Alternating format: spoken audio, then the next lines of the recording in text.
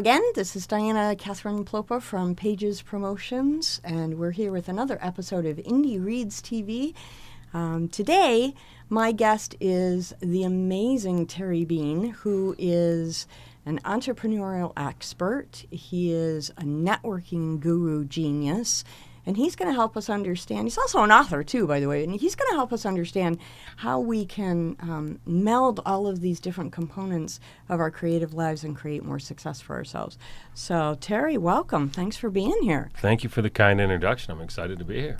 This is going to be a lot of fun. I love fun. So give us a little bit first of your background.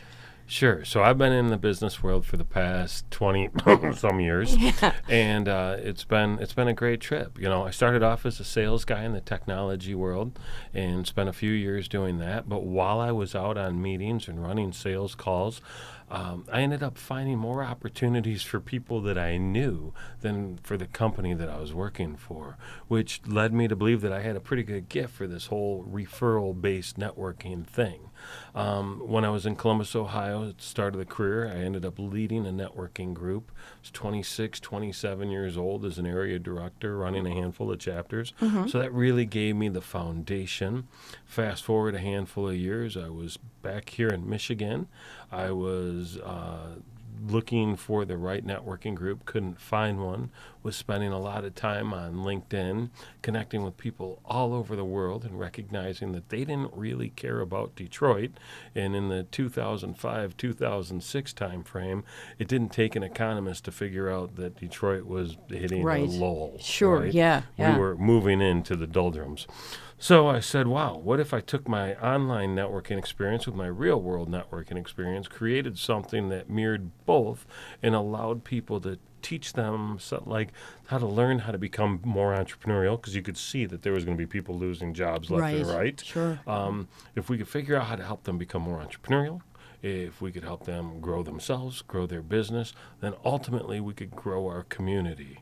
And that vision became Motor City Connect, which has been running for 13 or 14 years. And as a result of that, I taught, I don't know, a few thousand, 10,000, 20,000 people how to network. And at one point I was like, hey, I should just write this down. And next thing you know, And I had so a you book. did, yeah. And now we have a book. And now so there's a this book. is the book. I'm going to show the camera at home. There's a book. This is a great book. So this has got all the tips and tricks and secrets on how to connect. It's called Be Connected, Strategies to Attract the Right Opportunities, Connections, and Clients Through Effective Networking. Yeah. Tell me about the concept of this book. Where'd you get the idea? Well, it was after doing the training, right, when the Comcast hired me to come in and train. And it was like one of my first big training gigs, right? You had a Fortune 500 company, and I was like, I better put this into a presentation as opposed to just standing there talking. Note cards. Yeah, right? Exactly. And so as I was thinking through it, I was like, well, if you break networking down, right, how would you break it down? Well, obviously you got to talk about working an event, and you got to talk about doing it online. Well, you better teach people how to follow up. Okay, so there's 3 sections.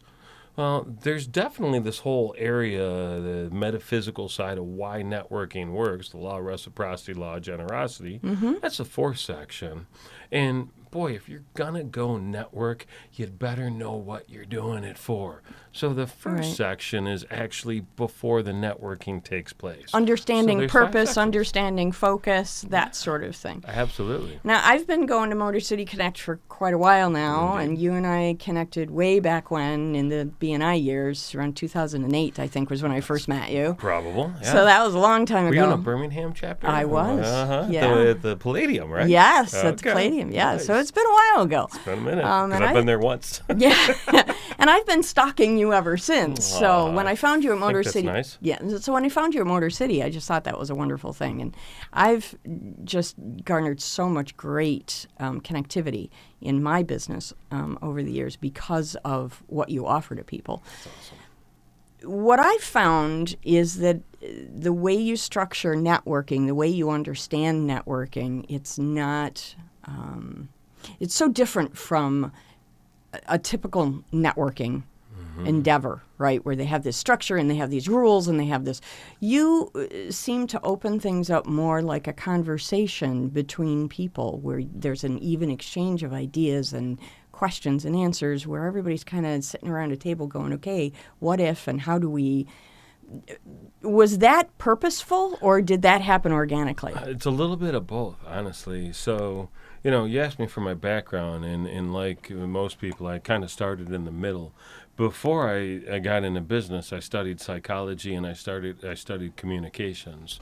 So when you mirror those two things, right? I finished my psych degree and had a bunch of extra credits, and I said, well, if I understand how to mess with people's minds properly, psychology, Yeah. and then I understand how to communicate with them effectively, the communication side, I'd probably be a decent force in business, right? That's kind of how it Sure, works. yeah. So it was really leveraging those two disciplines to figure out how we can relate better to one another, because ultimately all business is relationship business. Absolutely. So if we don't understand how to even formulate the building blocks of a good relationship, then it's never the networking doesn't work, right? So I always looked at, BNI is a great example. You go every single week.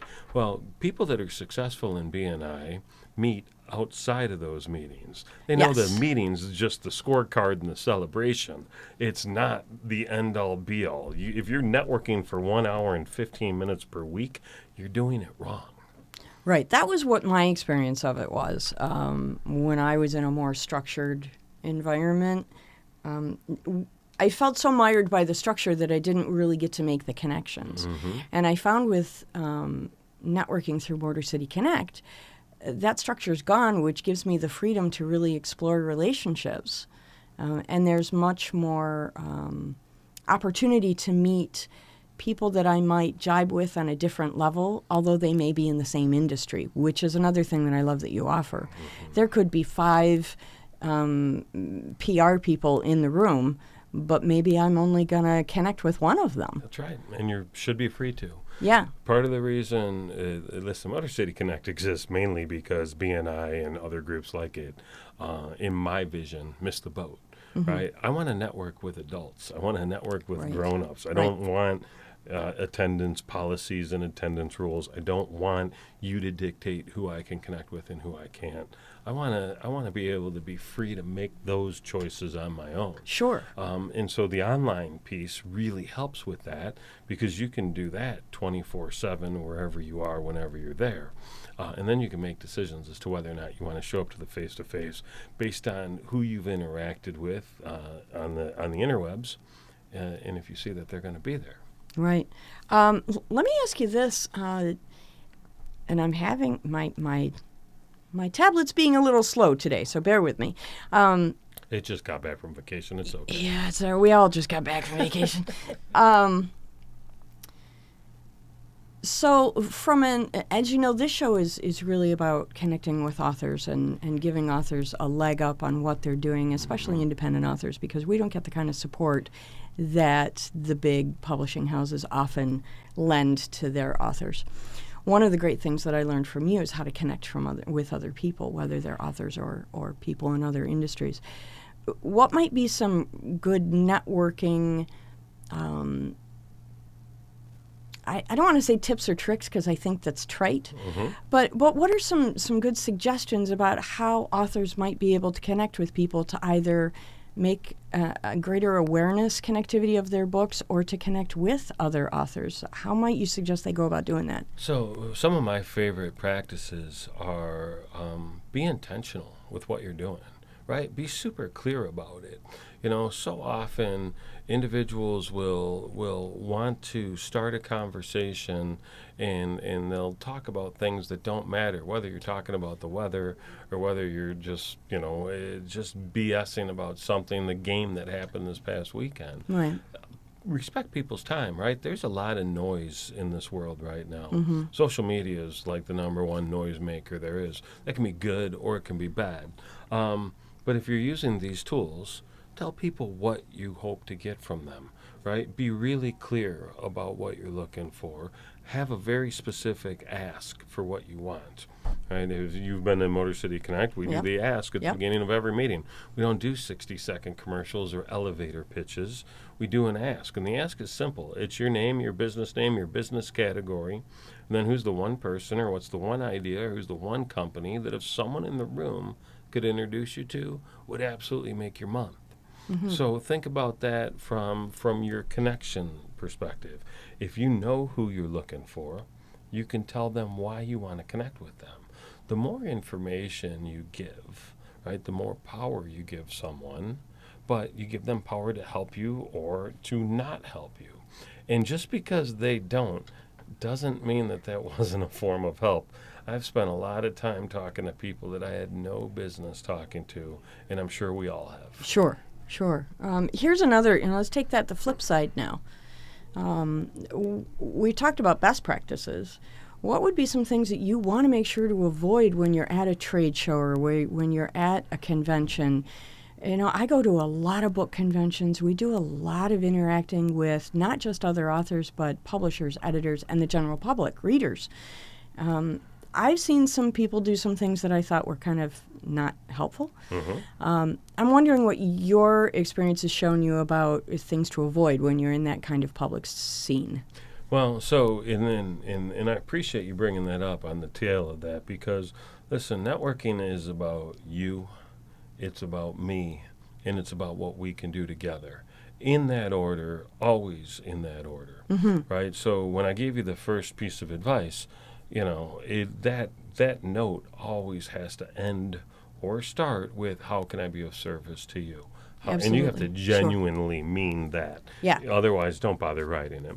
But in the scenario, what you're asking about is anytime it's all about you, right? Whether you're running up and stuffing your card in somebody's face, or whether you're handing a flyer, or you're talking about you and what you do and the value proposition you have, and you're doing that by rote memory repeatedly, people aren't blind. If you're in an event and there's 50 people there and you go hit on 20 of them with the same message, by the time you're at the seventh person, people are already on the lookout for you. Sure. They can sense you're coming. And I always advise people at a networking event, put business cards in two pockets. Pocket A is the people you want to follow up with. Pocket B is the people that you want to ditch their card immediately. Yeah, that's good advice. That saves time later. Sure, right? sure. How many? I have way too many business cards. I wish I practiced this for a much longer time. Right. Let's talk a second about the construct of writing your book. We kind of talked about this before, you and I privately. I know that this was a process that didn't necessarily come easily for you. This was something you kind of had to walk through in steps and stages, and and for many authors, it's not a natural thing. So, if you were to suggest some ideas about how someone might go about writing, specifically a self-help or a business book, because that's your forte, what would be some suggestions about how to attack a project like that? So I'll tell you what I did, right? Tell them what I did, because you know what I did. One day I decided I was going to write a book. I woke up. I didn't even wake up. I was laying in bed, couldn't sleep, got out of bed, went downstairs, wrote basically the outline, right, which is now the table of contents. It was 51 or 53 different topics. And I was like, well, great. Now all you have to do is write a bunch of blog posts and fill in the blank. I didn't set a timeline. I didn't put any pressure on it. I did tell people that the book was going to be done in March, and in March the book was released. Now, I might have mentioned March 2008, and it might have been March 2010, but it was definitely March, Okay. right? So I didn't have any hang-ups. I was doing this because at one point, a decade before, I had said, it would be fun to write a book by the time I'm 40. And you know what? I don't even remember really saying it, but I had that conversation at one point, and 8 months later, after that book was released, I turned 40. So, I mean, that's kind of how it goes sometimes. You know, because you've seen, the half draft of book, I don't know if it's 3 or 4 or where it is now. Yep. And that book was a little different process. It was really a little more linear thought pattern, not outlined out, and it was just start writing. It's interesting to me that book, I was just looking at the manuscript of it 2 weeks ago. It might still come out because it's 6 years later, whatever the case may be, and it's still not a thing. It's still not, and it's still every bit as relevant as it was. I was just going to say, I remember reading the half draft and thinking, this is really still top of mind, front and center, and this is something that we should really get done. Yeah. And the more I've been thinking about it, the more I'm thinking, I don't think it's losing its relevance. It's probably not going to anytime soon. But by the same token, I'd love to encourage you to stop procrastinating and get it done. Well, maybe we can use this little session as like a Scared Straight program. Or absolutely. It's like a television intervention. I like that. There you go. Okay. So we've got about 10 minutes left. Sure. I don't want to neglect your expertise in social media. I think that's huge, and what you do to mentor people in that arena and really show people how that tool can be best utilized, I think is phenomenal. I don't think I've met anybody who knows that better than you do. Oh, that's very kind. So I'd really appreciate it if you could touch on a little bit, keeping authors in mind, touch a little bit on which platforms you think are most effective, and a real big question I get a lot from authors is frequency of postings. Is there a right and a wrong? Absolutely. So a couple of them, right? So if you look at the landscape, right? LinkedIn, straight up business. Instagram, really visual. Right? So if it's a photo book or you're doing recipes or something, Instagram's a great place. Pinterest would fall under that too. Facebook's a great opportunity because it's a catch-all and the majority of people are there. Twitter's its own unique animal, really good for news and broadcast, and a really good search engine as well. So it's important to have a presence there. My challenge for most people is pick two. Right, Gary Vaynerchuk, Gary V, who is the social media guy right now, will tell you have to be on all of these platforms.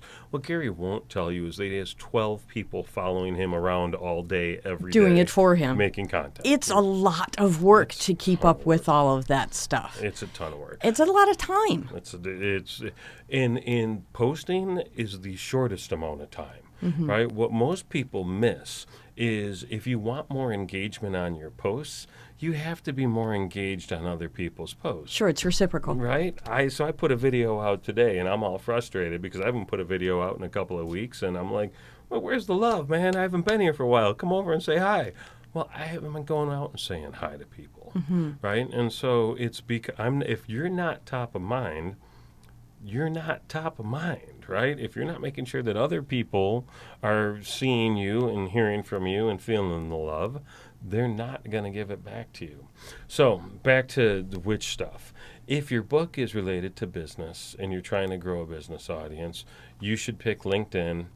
You could pick Instagram if you want, but ultimately you're going to want to have more pictures than just covers of the book, right? Right. So thematically, and that's a challenge with a novel. It's a challenge, incredible challenge with a novel, right? Yeah. And so, but if you think about it, there's always ties that go through a storyline, right, that you could find imagery for.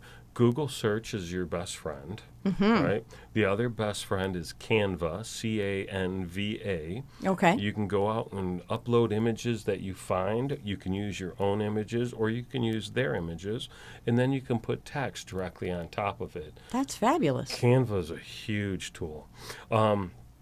Figure out what the hashtag is for your book. Okay, let me interrupt you there just a minute. I know this is probably going to be really pedantic for you. Sure. But I've met a lot of people who have no clue what a hashtag is or what it's for, how it works. Can you give us just like a little explanation of what that is? I'm so glad you asked. So a hashtag is basically a stop sign, right? Everything on the web is tables and forms. It's all database. The whole thing is a database. So the hashtag says stop looking for anything else other than what follows this, right? Okay. So for me, you'll see hashtag TryBean, TRYBEAN a lot. And so if you click hashtag TryBean on LinkedIn, it will populate with all the posts that have TryBean as a hashtag, Okay. right? So it's a search function that says just look for this information. It's a great way to group content, a great way to group information. It's essentially all the hashtags are essentially file folders that have stuff in them. That's right. I like how you said that. Yeah. Okay. And I For hope those of that- us that live in the old world where hashtags used to be on a telephone, That's right. it's That's a right. pound sign. It's a you know. pound sign. That's it. Yeah, so that's just a collection of like-minded things. That's That's right. what hashtags are That's for. all it is. That's all. It's a great way for you to find, but it's a great way for you to find people or ideas that are like yours too, right? So let's say that you wanted to look up hashtag networking because you're interested in connecting with other people that network, right? You can see all the folks that are talking about networking. You want to find hashtag author, hashtag Detroit. You can find other authors in Detroit. Twitter and Instagram in particular are really great. LinkedIn uses hashtags a little bit, Facebook not as much. So one more question about this social media thing. Is there a good time? It's a two-part question. Is there a good time and a bad time to post? And how important is video? So there is a good time and a bad time to post. The challenge is it varies by audience, right? So once you know who your audience is, you can get an idea of when they're online. Rule of thumb is most people are online before they go to work. So if you can post something before 8 or 8:30, you're probably okay. 7 might be at the earliest. I don't know that I'd get into 6, but you wanna post something right before lunch. So 11 to 12ish is good. Right before people leave, they seem to check it, and after 8 or 9 o'clock at night. Again, depending on what platform and who they are. That's the rule of thumb. Depending on what your frequency is, if you've got a lot of content that's adding value, you can post 2 or 3 times a day. Okay. Right? Keith Stonehouse is a great friend Oh, of ours. yeah. Excellent How many man. times Yeah. does he post a day? 16. 5, 7, 12, all the day, right? Yeah. Nonstop. But if you think about it, Keith knows that for every 3 or 4 or 5 or 6 posts about nonsense, right? Whether it's local city stuff, like he's in the real estate business, if it's real estate, if it's shining the light on other people, he gets to promote his event. Right. So for every 6 posts or so, you're going to see a post about his event. So you have to figure out what your golden rule is. Or golden ratio, excuse me. You might have every 8 posts, you get to post about your book. Right? So think about your community, what they're interested in, share information that's relevant to them, right? And as long as it continues to add value, they won't mind a bit. It's when it's 10 posts about your book in a row Right. that people are like, gross. Right. I was just going to say, one of the most important things I learned from Motor City Connect and the people you've introduced me to is that social media is not a sales tool. No. It's not about selling. It's about connecting. That's right. It's about building relationships. And that's been very, very important to me to learn that and to stick that in my head because I was using it all wrong before. Yeah, some people do. Yeah. So and other people don't sell at all ever and have a great opportunity to do so. Right? So again, figuring out what that ratio is for you, whether it's once every 6 posts or once every 20 posts, somewhere in between those. But definitely, Gary Vaynerchuk, who I mentioned earlier, has a book called Jab, Jab, Jab, Right Hook. A jab is something that you're talking about that feeds the community. A right hook is that sales pitch, right? Jab, jab, jab, and it might be jab, jab, jab, jab, right hook, right? But it's that. And then I guess just a couple minutes on video. How important is video on social media? Video's crazy right now, and to the extent where in 2016 I had a gentleman on our podcast talking about he just got back from Facebook, and it was October, November of 16, and he said, I was talking to the engineers at Facebook, and they said they are gearing up that by 2019, 90% of all content you see on the platform will be video. Wow. So 90%.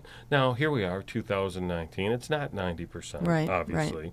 But that was the expectation. But it's close to half, right? It's close to half. And thank God Facebook Live irritated enough people early on that not everybody goes live 4 times a day. Right. Because there was a minute that could have happened. Sure. Right? Sure. That could have happened. No offense, we don't want to see your food and what you're eating 4 times a day. Right, exactly. Okay.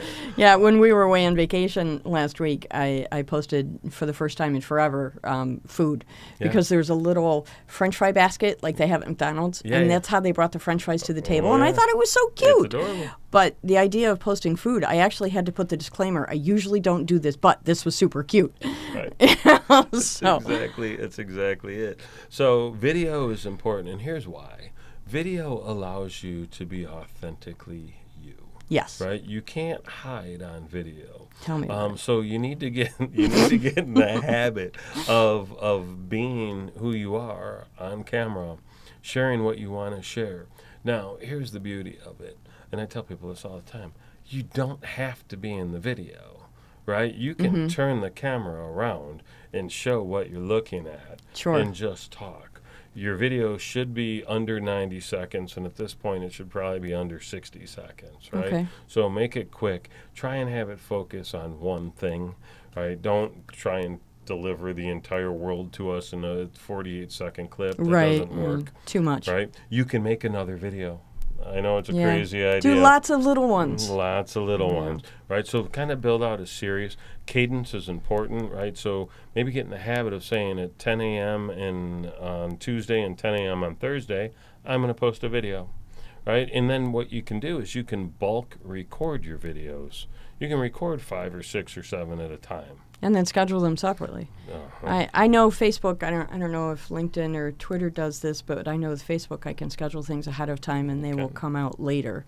You can do it on Twitter. There's a few tools that allow you to do it, third-party apps.